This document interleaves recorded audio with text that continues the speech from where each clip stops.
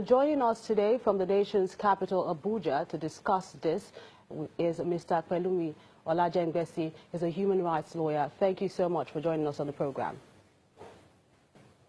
Yeah, thank you very much. What do you think about this development? Well, the development we're seeing recently, in every democracy, the principle of rule of law is of utmost importance, and every government must ensure that the whole of government business must be in confines with the rule of law. And so what we have seen recently, particularly as it affects the crisis between IPOB and the Nigerian army, is a flagrant abuse of our law. It ultraviolates the provision of our constitution and other penal law that guides the operation of the Nigerian government and, of course, the Nigerian army. The Nigerian army invaded IPOB, labeled IPOB a terrorist group. The law has made provision on how to go about this. To start with, number one, the Nigerian army does not have the right to carry out the assignment they did, because it is solely an exclusive assignment of the Nigerian police force. And so the Nigerian army cannot take over the assignment, the responsibility of the Nigerian police force in an attempt to make the government or in an attempt to glorify a particular person. So I believe strongly that what the Nigerian army has done is against our law, and it's very, very dangerous for our democracy, because it's a mockery of the system of government we practice in the general public and, of course, in the global world. We're in a situation whereby we are seen to abuse the law. Or when you look at the grounds or the reasons why the Nigerian army labeled this organization a terrorist group, you will understand that all of these reasons are not within the confines of the law. The law made it very, very clear that for an organization to be proscribed or to be labeled as a terrorist organization, there are procedures that must be followed. Number one,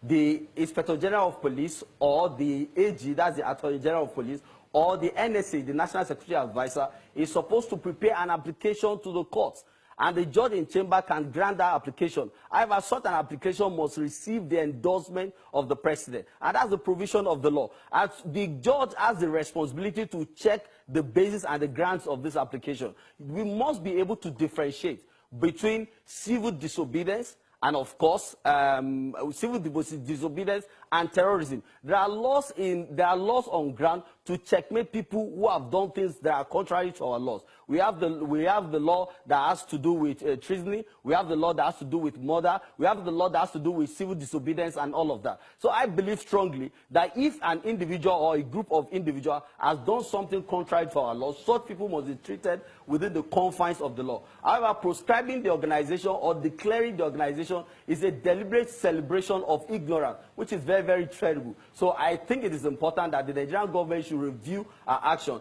The Nigerian army quickly rushed to the public to declare this organization a terrorist group without consulting the requirement, the position of the law, to understand what exactly should be done. Now, in my own view, I believe that this is a pressure group who they have a responsibility to make demands. Looking at some of the statements and some of the actions of IPOB, talking about hoisting their flag in public. But what about where, Mr. Olajengbesi, I need to come in here. What about where safety is concerned? This is not the first Python dance the Nigerian army had. This is the second, and the rationale is to flush out criminals from the southeast.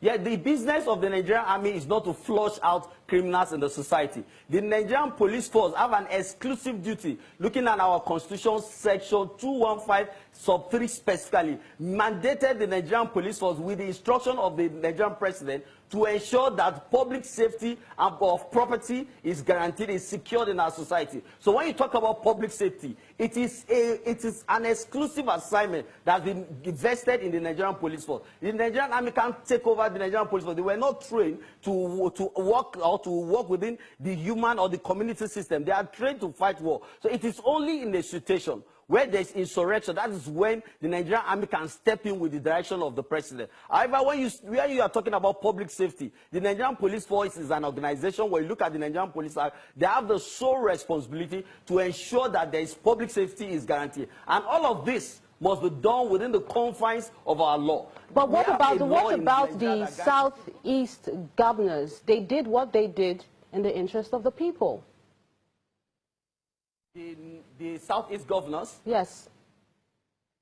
Well, what the Southeast governor did also is political anyway, but it's not in confines with the law. The Southeast governor declared in public that IPOB activities has been proscribed. In the first place, IPOB was not registered under the Southeast governor. The Southeast governor is not a constitutional organization, is not the constitution of Nigeria. The Southeast governor have no business. Our law says that every group of persons have a right to organize themselves, have a right to freedom of association, and they have a right of expression. However, in the course of carrying out all of this right, if there is any way they've actually breached the laws of the land, the Nigerian police force have a duty to arrest such person, investigate such an act, and also prosecute such person. When you look at a situation whereby the Nnamdi Kanu as a person is going through a proscribed process, I think it is important that we allow this process to continue than jumping the guns and doing some of the things we are doing currently. So the Southeast governor also did that from their own thinking, but it was quite wrong.